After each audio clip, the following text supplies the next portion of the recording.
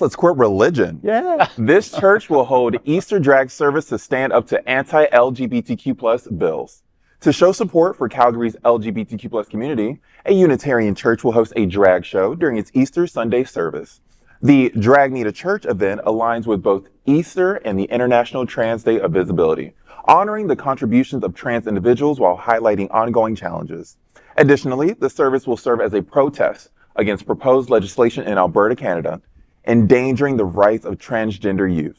This inclusive initiative aims to promote acceptance, celebrate diversity, and advocate for equality within the community and beyond.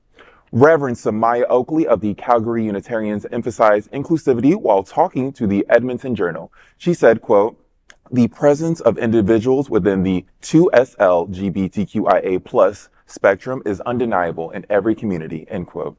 Amidst proposed legislation by Alberta's conservative government, concerns arise regarding LGBTQ plus rights.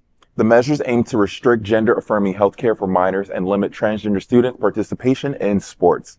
Additionally, parental consent will be required for name, pronoun changes, and sex education classes. Oakley's remarks underscore the importance of extending love and acceptance to all individuals, regardless of sexual orientation or gender identity, in the face of legislative challenges to LGBTQ plus rights in Alberta. As a drag queen reporting the story, can I be the first to say, for Easter, drag me to church, baby. Now, let me educate you really quickly. So I did have to say, what was it, 2SLGBTQIA plus. The 2S stands for Two-Spirit, which is a common nomenclature in Canada that they use to contribute to the naming of their queer community. So we start with LGBTQ. They include the 2S, which is Two-Spirit. What did I just say? Two-Spirit, which is an indigenous reference.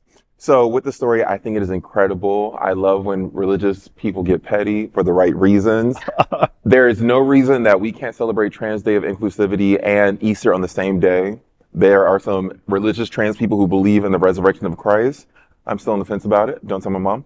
But I think this is a great way to celebrate both. You get to celebrate the community that traditionally wants to do Easter. You get the traditional crowd and you get the queer crowd and you bring them together. And it's just like fabulous time and I love it. Yeah. Well, you know, me and Dale both go to the same church. We go to Unity on the Bay, which is a very progressive church. It's not a gay church. It's not a queer church. It's just, you know, when you grew up and you went to church and they always had that sign that said all are welcome, but it was actually bullshit, right? Because it was just all are welcome, but not you, or you, right? But this really is. Unity is that way. And like, that was why I was drawn to it 20 years ago, because you could see a drag queen that just worked all night and just came into first service with a 5 o'clock shadow, like, hey, I got to be here for the Lord, right? So, you know, and Miami Beach Pride, we had Auntie Mame. And we're one of the sponsors. We sponsored Pride last year and this year. Well, and we had Auntie Mame, a drag queen, on our float, and that was always like initiative. We've got to make sure to have everybody represented on our float, right? You know, but there's always religious fanatics that are always going to have an issue with that kind of stuff, you know? So it takes like a community like Unity on the Bay or this church to say, F you, I'm still going to do this. I'm still going to support the communities that we love and we represent, and we're still going to do Easter big. You know, why not have an Easter egg hunt? You know, like, why not do all the wonderful fun things that you do on Easter and also celebrate Trans Day of Visibility? Yeah. You see, when we think of the U.S., the only country, you know, particularly in the first world and in North America, that fights this kind of fights, you know, and Canada, which is to many of us is a beacon of, you know, progressive, and that's not always occur that way. Canadians have to also deal with the right wing and the extremists. Canada's huge too. Yeah, and look, Alberta is going through this, and you know, even though they have the fantastic, good-looking on top of that prime minister, and very liberal. He's adorable. Yeah. Adorable. Yeah, but the backlash of the right wing is happening all over. Right, but it's happening, and they're fighting it. I definitely want to know what Trini feels about this, because, you know, like, he was raised evangelical, right? So he's kind of still brainwashed about the shit, right? So it's always good to hear what he says, because he's still learning as he goes. He's still on his journey. Okay, thank you for that wonderful introduction, Faye. I know that you flinched when I said Easter and, you know, and TDOV together. You flinched. So yes, I did. And it's not for the reason that you think. Okay. Like, I actually am very enlightened when it comes to what is said in the Bible and how people can look at it, like a church like Sunshine Cathedral can look at it and say, you know, we can be inclusive of gay people and it can mean this, whatever. my journey away from church was that after doing all the research I could do for 10 years, I felt that this was not real, and I didn't feel that it was an inclusive thing, and to try to make it into something that it was not. You didn't feel what was inclusive? The Bible? Or, Yeah, that the Bible is inclusive of gay people and like, what we kind of call gay and gay culture now. I don't think that it is.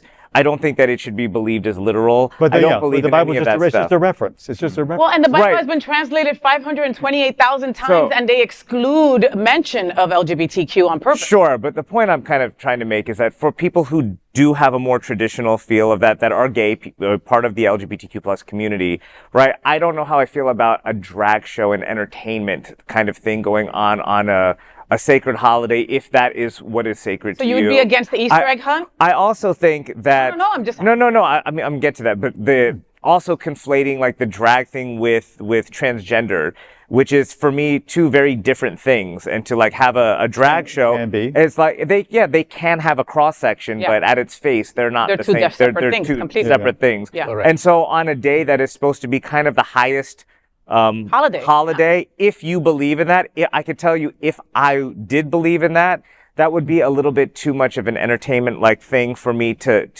buy into.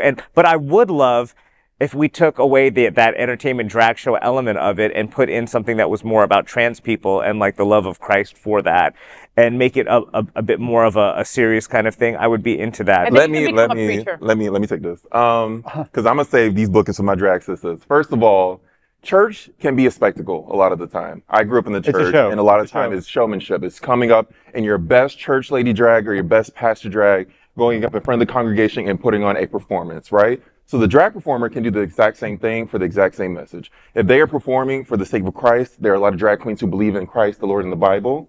They should not have their opportunity taken away because people feel like it's not serious. It's serious to them. This is their art form. This is how they choose to celebrate the Lord on that day. So I think this is an appropriate occasion for them to do that. And I respectfully disagree. But All right. it's a protest, so That's right. Everybody has the right to a wrong opinion. that's right.